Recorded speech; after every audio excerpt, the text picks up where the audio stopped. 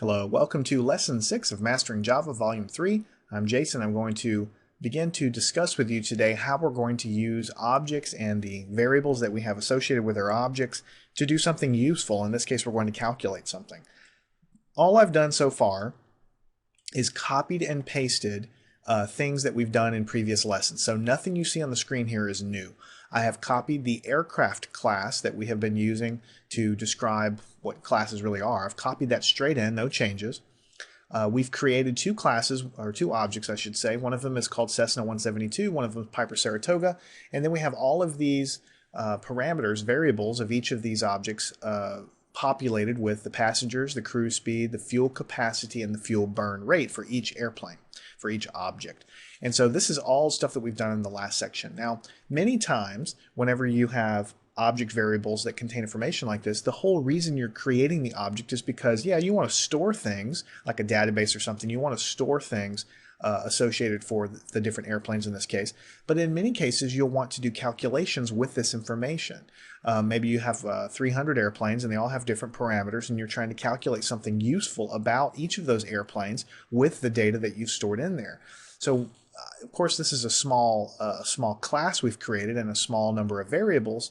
But in this particular case, let me let you zero in on fuel burn capacity, or fuel capacity, I should say. That's just how many gallons of gas it holds in the tank. So this is, in this case, for a Cessna, it's 56.5 gallons.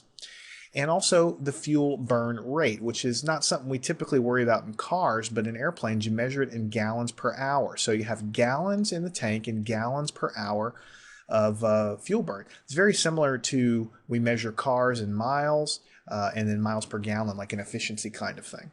It's very similar. Anyway, what we want to calculate in this case for a Cessna, let's say, is let's calculate how many hours this airplane can stay in the air. Think about it. That would be a very useful thing that you might want to know for any airplane. If you fill the tank up and if you cruise at a known rate and a known speed of fuel consumption, how many hours can you stay in the air? Because that's going to dictate when you have to land and get more fuel, right? So if you just think about it, if you know how big the tank is, 56.5 gallons, and you know how fast the gas is being sucked out of that tank, in this case 9.5 gallons per hour, this means every hour another 9.5 gallons comes out of the tank.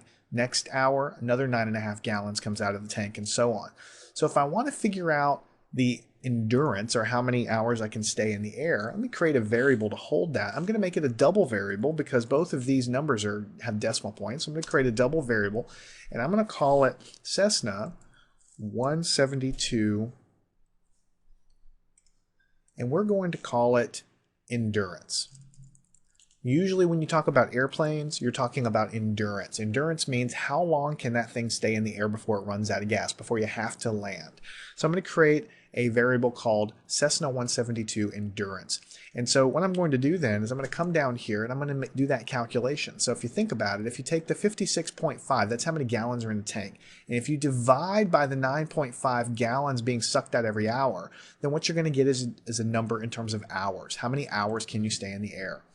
So all you would have to do is say Cessna 172 endurance is equal to, and then I'm going to take this variable, fuel capacity, so I'm going to say Cessna 172 dot fuel capacity. I'm going to go down and hit the fuel capacity there, and I'm going to do space and then divide. That's what the slash is doing. Cessna 172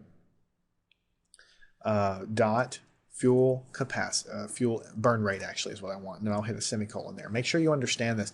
I'm just creating a local variable up here called Cessna 172 endurance, or I could just name it endurance or whatever. It doesn't matter.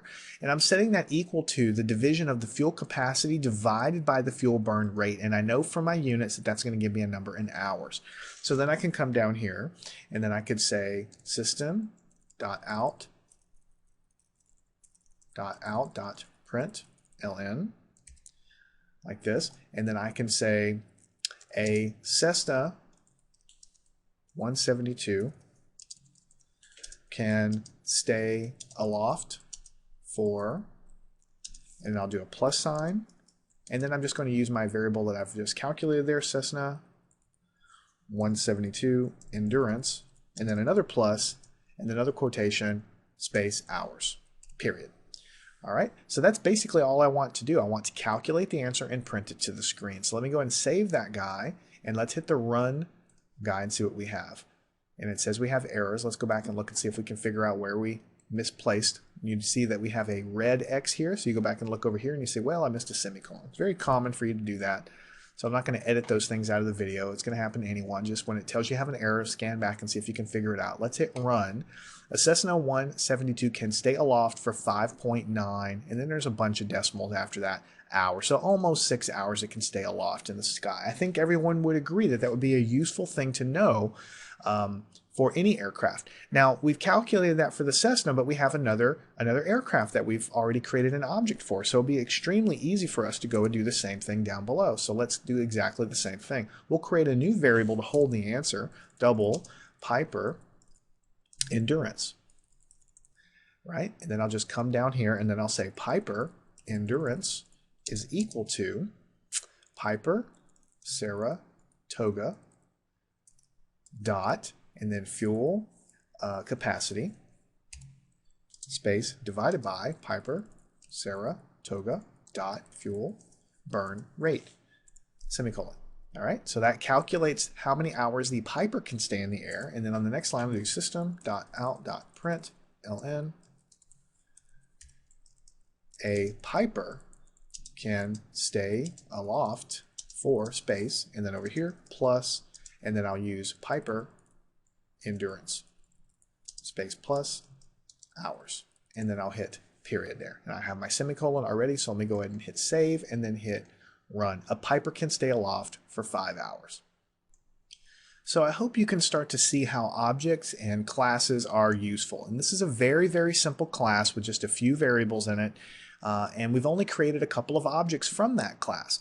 But what you basically do is you create your objects, you populate the information into the object variables, and then what we're trying to basically point out in this lesson is that you can do useful calculations on the data that you've assigned to those object variables. In this case, we're choosing the example carefully to create some nice calculation that makes sense to you. Endurance for an aircraft is important. You can calculate it for each one using the object variables for that particular object. Now this works absolutely fine. I want to make sure that you understand this, and then I want you to go to the exercises and do the exercise there that we have with the grocery store class we're working with in the exercise, because then you'll get practice yourself with doing an effective calculation with object variables.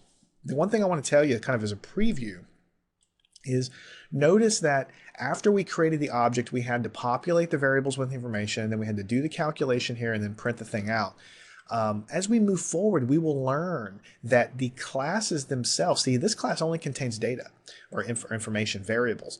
Classes can contain methods as well. And so as we go through into the lessons, you'll find out that we'll add some methods to the aircraft class, methods that maybe can do this calculation for us inside of the class definition, and that will even clean up our code even more. I'm giving you kind of two different flavors of looking at it. Here we're just assigning information, doing the calculation, printing the results. Just keep in mind that eventually we're going to start moving some of this functionality up here into the class itself and creating methods down here to operate on that information.